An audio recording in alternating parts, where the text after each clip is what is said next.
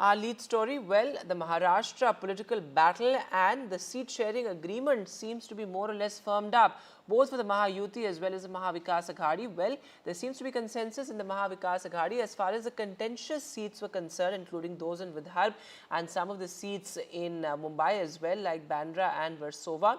But both the Congress as well as the Shinde Sena, as well as the UBT Sena, in fact, have released fresh lists. Let me go across to Anuj now. So Anuj, there seems to be consensus on those contentious seats as you've been reporting, but also, key names from the Congress's third list now.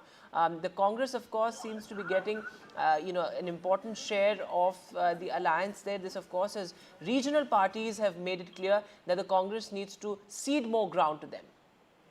Well, yes, and you see that has been the case right since the beginning as far as the discussions between Mahavikas Aghadi is concerned. What the Congress party has done with this list is that now they've reached 87 candidates, which means that they are probably just a list away from finalizing the number of candidates, and it's a picture that is expected to become clear by tomorrow. But of course, several big names here. If you look at Sachin Sawant, he will be fighting from Andheri West constituency. Andheri East, when you talk about Vandre West, there is Asif Zakaria.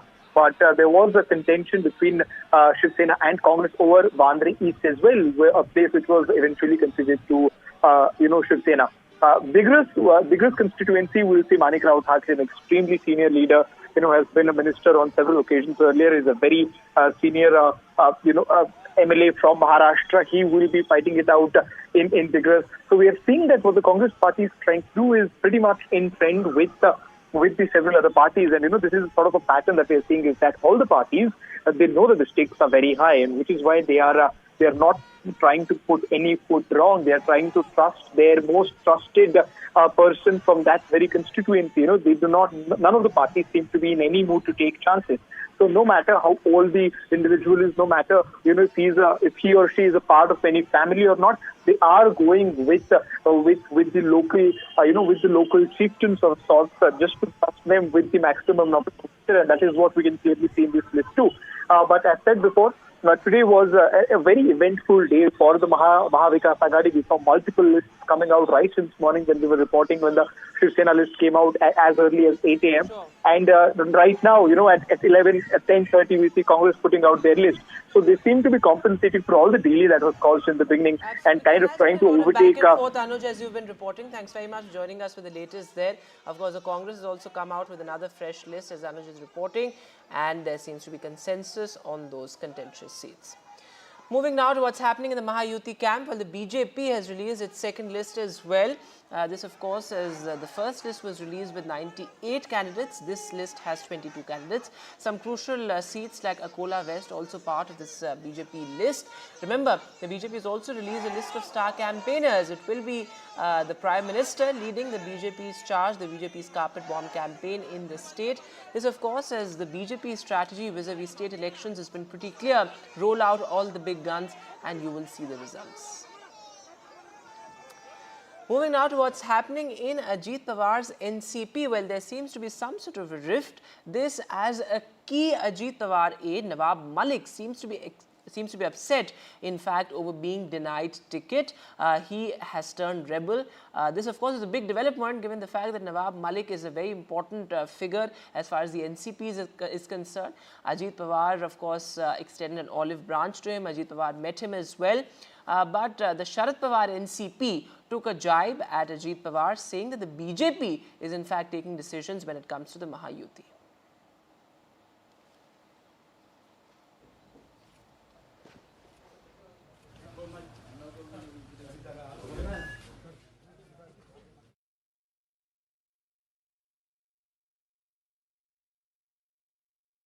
मैं शिवाजी नगर मानपुर विधानसभा क्षेत्र से 29 तारीख को पर्चा दाखिल करूंगा और मैं चुनाव लड़ूंगा। मुझे जनता ने यहाँ पे चुनाव लड़ने के लिए आग्रह किया है। जिस तरह की गुंडागर्दी शिवाजी नगर मानपुर में है, जिस तरह से नशे का कारोबार है, पूरी तरह से जनता परेशान है, बदलाव चाहती है और हम शिवाजी नगर मानपुर से चुनाव लड़ेंगे और जीतेंगे। आगे बढ़ो।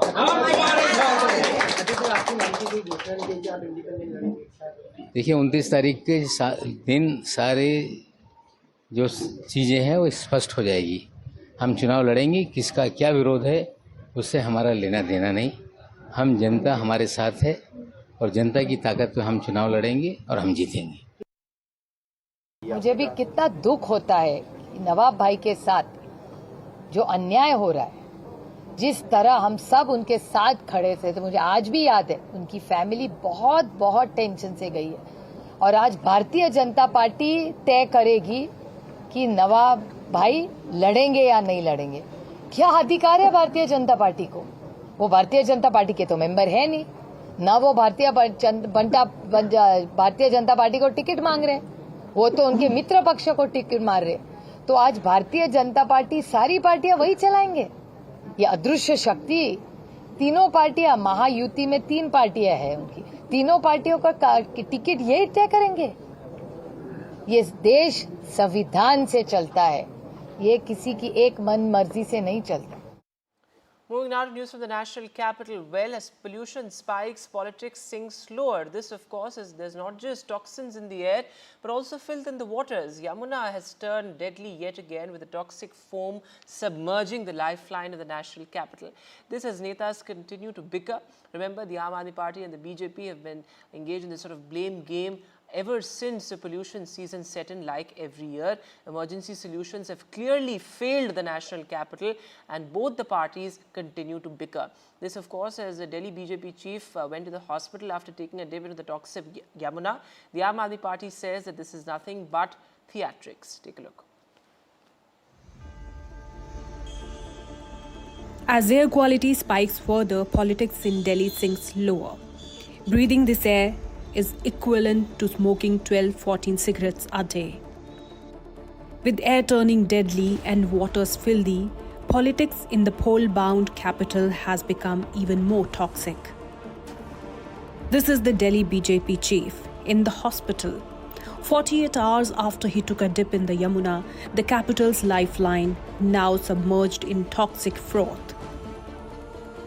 These are the deadly Yamuna Ghats, where lakhs of devotees are expected to gather to take the holy Chhat dip days after Diwali. But Delhi's netas have reduced the killer pollution, a medical emergency, into a mere political plank ahead of assembly elections next year. Tests are being conducted, and clearly it shows that the water in Yamuna Ji is in such a disastrous state that clearly it raised such health concerns for the state president Shri Virendra Sachdeva ji.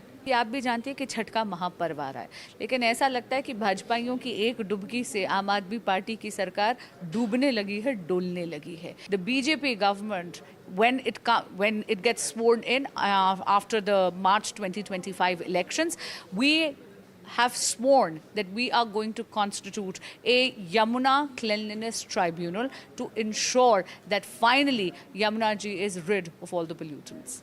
Yamuna को साफ करने के लिए केजरीवाल जी को इन्होंने jail में तो नहीं डाला था. पूरी सरकार को 1 साल से भारतीय जनता पार्टी ने ठप किया. रिमोट कंट्रोल से भाजपा सरकार चला रही थी. सारा पावर एलजी साहब को दिया इन्होंने, मुख्यमंत्री को जेल में डाल दिया. ये नौटंकी नहीं तो और क्या है? काम करने नहीं देते हो और उसके बाद जाकर के आप नौटंकी करते हो. विरोध करने के भी बहुत सारे तरीके हैं, नौटंकियों से केवल विरोध नहीं होता.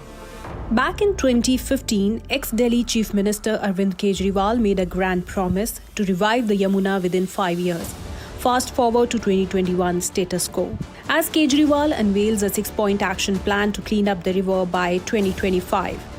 But with less than 5 months before his February 2025 deadline, the Yamuna remains as toxic. Over 3.5 billion litres of untreated sewage flow into the Yamuna each day. Despite Delhi's 35 sewage treatment plants, a staggering 75% lack basic disinfection, allowing harmful bacteria and pollutants to poison the river. Now, with the Delhi Assembly elections approaching in February 2025, Yamuna pollution has yet again become a political tool. While BJP accuses Kejriwal of failing his promises, it's Delhi's people and aquatic life that continue to suffer. The real question is, will the Yamuna River be cleaned? Where have the taxpayers' thousands of crores allocated for its cleanup gone? The Chhat Puja approaching, when will Delhi's residents get answers? How long will toxic waters continue to threaten the health of the people? This is Anushka and Shreya for NDTV Delhi. Well, this, of course, as there was huge political drama over the Delhi BJP chief taking a dip in the toxic Yamuna and then going to the hospital. Of course, clear political messaging there. So both the parties have really turned what is a medical emergency into a political plank. But listen in to what the Delhi BJP chief had to say. Delhi के मंत्री गोपाल राय जी ने मेरे स्वास्थ्य की कामना की है। मैं उनका धन्यवाद देता हूं, लेकिन मैं उनसे कहना चाहता हूं कि मेरे लिए मेरे स्वास्थ्य से ज़्यादा ज़रूरी है यमुना जी की सफाई। और आज जब छठ पर्व सर पर है और जो माताएं बहनें भगवान सूर्यदेव की आराधना करने जाएंगी, अर्घ्य देने जाएंगी, लेकिन हमारी एक डुबकी ने बता दिया कि आपकी सरकार ने भ्रष्टाचार में लिप्त रहकर किस तरह से मां यमुना को गंदा किया है। Absolutely shameful political bickering, only theatrics and no solutions. Welcome back. India and China are expected to complete the disengagement process along the line of actual control by the end of this month. A big India-China breakthrough. And the External Affairs Minister S. Jaishankar has made an important point. He said that it's diplomacy and military that worked in equal parts to arrive at this consensus. But he's also said that the situation was pretty bad. In fact, the military had battled unimaginable conditions, is what S. Jaishankar said, saying that we've now returned to a pre-2020 position. Take a look. If today we have reached where we have, there are two reasons for it. One, a very determined effort on our part to stand our ground and make our point. And, this would only happen because the military, was there in very, very unimaginable conditions to defend the country, and the military did its part and diplomacy did its part. And the second is because actually in the last decade we have also improved our infrastructure. And the other big headline, well, India has called for de-escalation in West Asia, saying that diplomacy and dialogue is the only way forward. This, of course, after Israel's retaliatory attack on Iran. In fact, the Israeli ambassador to India has spoken to NDTV, and he says that, well, de-escalation is the only way forward. We want peace in the region. Take a look.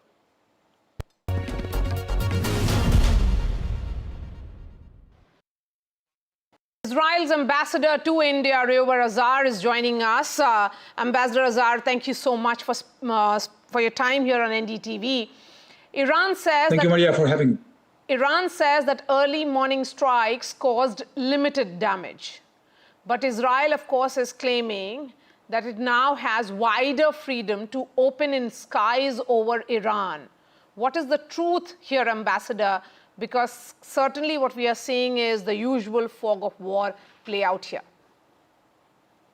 Well, what Israel did is a very precise strike that took out Iranians' defense systems, air defense systems, and targeted very precisely military installations connected to their missile and drone program, different bases around Iran that were producing missiles and drones. So the signal here is very clear. First of all, Israel will not agree to continue to be attacked by Iran, either directly or indirectly. And the second thing is that Iran now is completely exposed because Israel has the capability, if Iran chooses to continue this escalation, to hit many more targets in Iran. Of course, you're warning that Iran will pay a price if there is second round of escalation. But Ambassador, Iran is prepared to respond to any Israeli aggression, is what Iran's semi-official news agency is reporting. There is no doubt that Israel will face a proportional reaction for any action it takes, that is being quoted as per the sources there. So how does Israel see this possibility of beginning of a new round of escalation? Well, we are ready for it. We are ready for it because we are completely coordinated with our allies, especially with the United States, that is completely backing our move. It is very clear for any spectator, including your viewers, Maria, that Israel could have done much more to inflict damage on Iran, but it chose to limit its response out of responsibility because we want to stay focused on the aims of this operation that the Israeli cabinet has determined, to completely eradicate the military capabilities of Hamas, to bring back our hostages, and to make sure Hamas doesn't rearm and regroup again. And in the north, we want to bring our communities back to the border areas from which they were evacuated as a result of the attacks from Hezbollah. So we are operating there as well. We have uprooted the military infrastructure that Hezbollah and the Radwan forces have been created there for decades. And we will not agree that Iran will try to intervene in that Iran will attack Israel. And if they continue doing that, Israel will feel free to act in a much more decisive manner. Given the nature of escalation as has played out in recent weeks, Ambassador, is there a sense that this is a never-ending war with no solution in sight? Well, from the moment that the Iranian regime has decided that it wants to eradicate the state of Israel, eliminate our country, yes, we are in a conflict that seems that will never end. However, Israel is taking action to defend itself, and we have created a situation for the first time after many years in which Hamas can no longer attack Israel with their missiles, in which the leadership of Hezbollah is eliminated, in which the threats against our communities in the northern border are uprooted. And now it's up to the Iranians to accept the new reality. And if they don't accept the new reality and come to the table to create a more stable situation in our region, they will pay the price of escalation. So are you saying that all these attacks on military installation is essentially to ensure that Iran comes on the talking table, that there is still a possible route of diplomacy available here? Well, there's always a route for diplomacy, and Israel, as you remember very well, wasn't the party to start this war. We were aggressively attacked, atrociously attacked by Hamas on the 7th of October, 1 year ago, and we want to restore peace in our region. We are prepared for diplomacy, but this diplomacy has to lay on the foundations of the understanding on the other side that Israel will be relentless. We will not rest until we are sure that assurances for our security are met, and we are going to, of course, maintain the right for self-defense against any aggression in the future. So if this is self-defense, but okay, let me also give Iranian point of view, which is coming in from their state TV. They are saying that the loud noise or blasts may have been heard because of activation of air defense system. And they were able to prevent the necessary or the extent of damage. Well, I'm happy that they are downplaying it. Maybe it's a sign that they are not interested in continuing this this aggression. Anybody that knows something about military capabilities knows that the S-300 that the Iranians have are not capable of stopping the F-35s and F-16 of the IDF, are not capable of stopping our pilots from hitting any target in Iran. So they can, of course, continue saying what they want to say, but the situation is very clear, and the message has been conveyed in a very clear way. All right, Ambassador, thank you for speaking to NDTV. All right, so an important message there from the Israeli ambassador to India. But moving now to what's become a huge trend in the world of sports, particularly in India, and that is Pickle Ball, and it's paddling its way through India. And India is gearing up for multiple pickleball leagues as well. In fact, one such league is underway, the mixed doubles final of which will take place on October the 27th. And of course, many pickleball stars also emerging in this pickleball. Step into the kitchen area, which is the darker blue there. stay off it as much as possible. That's the rule. Come on! Unless it hits the net tape.